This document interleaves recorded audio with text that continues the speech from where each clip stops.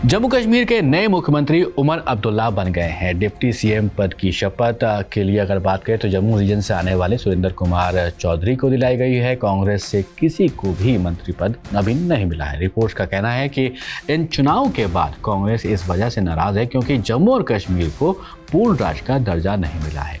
अब सवाल यहाँ पर यह आता है कि जम्मू कश्मीर के नए डिप्टी सीएम सुरेंद्र कुमार चौधरी आखिर कौन हैं और उमर अब्दुल्ला ने आखिर क्यों उनको डिप्टी सीएम के रूप में चुना है, समझते हैं इस वीडियो में। मेरा नाम है सैयद चौहान, आप देख रहे हैं स्विच। सुरेंद्र कुमार चौधरी जो अब जम्मू कश्मीर के नए उप मुख्यमंत्री बन चुके हैं, जम्मू के नौशेरा विधानसभा क्षेत्र से विधायक चुने गए हैं। वैसे आपको यहाँ पर बता दें कि सिर्फ 1 साल पहले ही उन्होंने बीजेपी छोड़कर नेशनल कॉन्फ्रेंस ज्वाइन की थी। ये कोई पहली बार नहीं था जब उन्होंने पार्टी बदली हो। उन्होंने बहुत जल्द पार्टियाँ बदली हुई हैं। आपको याद होगा आयाराम गयाराम की कहानी, इनकी भी कहानी कुछ वैसी ही है, लेकिन आयाराम गयाराम वाले मामले में जो नेताजी थे वो जरा पार्टियां जल्दी बदलते थे, लेकिन अभी सुरेंद्र जी उतनी स्पीड से वो पार्टी नहीं बदल रहे हैं।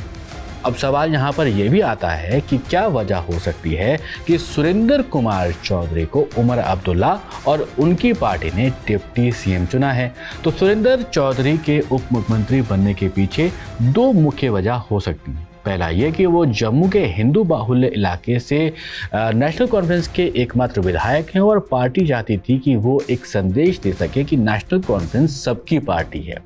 दूसरी बात यह कि उन्होंने इस बार बीजेपी जम्मू कश्मीर के अध्यक्ष रविंद्र रैना को हराया है, तो ये एक महत्वपूर्ण कारण हो सकता है कि इसीलिए उनको डिप्टी सीएम का पद दिया गया हो। उमर अब्दुल्ला ने जब नए जम्मू कश्मीर के मुख्यमंत्री के रूप में शपथ ली, उसके बाद उनका कहना था कि मैंने कहा था कि हम जम्मू को ये महसूस नहीं होने देंगे कि उनकी सरकार में कोई आवाज या फिर प्रतिनिधित्व नहीं है। मैंने जम्मू से एक उप मुख्यमंत्री चुना ताकि जम्मू के लोग ये महसूस करें कि ये सरकार उनकी भी है, बाकी सबकी तरह।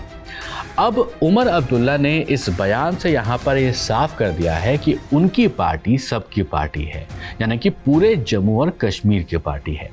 सुरेंद्र चौधरी 56 साल के हैं। उन्होंने बीजेपी छोड़ते वक्त रविंद्र रैना पर परिवारवाद और भ्रष्टाचार का आरोप लगाया था। उन्होंने सोशल मीडिया पर पोस्ट यह किया था कि good by BJP, Ravindra Raina अपने परिवारवाद और भ्रष्टाचार के साथ मजे करिए। तो ये उनका ट्वीट था जब उन्होंने पार्टी को छोड़ा था। ऐसा नहीं है कि सुरेंद्र चौधरी सिर्फ बीजेपी में ही रहे हो, उन्होंने घाट घाट का पानी पिया हुआ है। नेशनल कॉन्फ्रेंस में शामिल होने से पहले चौधरी ने अप्रैल 2022 में पीडीपी के महासचिव पद से इस्तीफा देकर बीजेपी को ज्वाइन किया था। तब उन्होंने कहा था कि जनता का प्यार और स्नेह बीजेपी के लिए है, क्योंकि उनकी सरकार के अंतर्गत परिसीमन आयोग ने नौशेरा और सुंदरबनी को अलग अलग विधानसभा क्षेत्रों में बांटा है।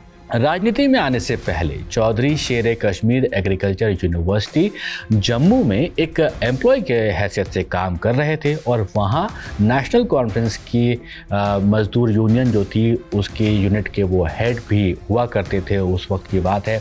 आपको हमने यहाँ पर 3 पार्टियों से जो सुरेंद्र जी का ताल्लुक है वो तो बता दिया है। वैसे सुरेंद्र चौधरी की पहली पार्टी बीएसपी थी और उन्होंने 2009 में नौशेरा से अपना पहला चुनाव लड़ा था, जिसमें उन्होंने 12,000 वोट मिले थे। 2014 के विधानसभा चुनाव में वो पीडीपी के उम्मीदवार थे, लेकिन बीजेपी के रविंद्र रैना से करीब 10,000 वोटर से हार गए थे। इसके बाद पीडीपी ने उन्हें एमएलसी बना दिया था। अब 2024 के विधानसभा चुनाव की बात करें तो पहले उन्होंने बीजेपी छोड़ी और नेशनल कॉन्फ्रेंस के उम्मीदवार के रूप में चुनाव लड़ा था। इस बार उन्होंने रविंद्र रैना को 7,800 वोटों के मार्जिन से, यानी कि 2014 में जिनसे वो हारे थे, उनको इस बार 2024 में हरा दिया है। खैर, अब नई सरकार जम्मू कश्मीर में बन चुकी है। हम नया यहाँ पर इसलिए जम्मू कश्मीर को कह रहे हैं क्योंकि आर्टिकल 370 हटने के बाद ये पहली बार हुआ है कि जब चुनाव हुए हों और चुनी हुई सरकार अब बनने जा रही है। तो जम्मू कश्मीर में नई सरकार के गठन के बाद क्या कुछ बदलने वाला है, आपको क्या कुछ लगता है, ज़रूर कमेंट बॉक्स में बताइएगा और ऐसे ही वीडियोज़ के लिए आप देखते रहिए स्विच।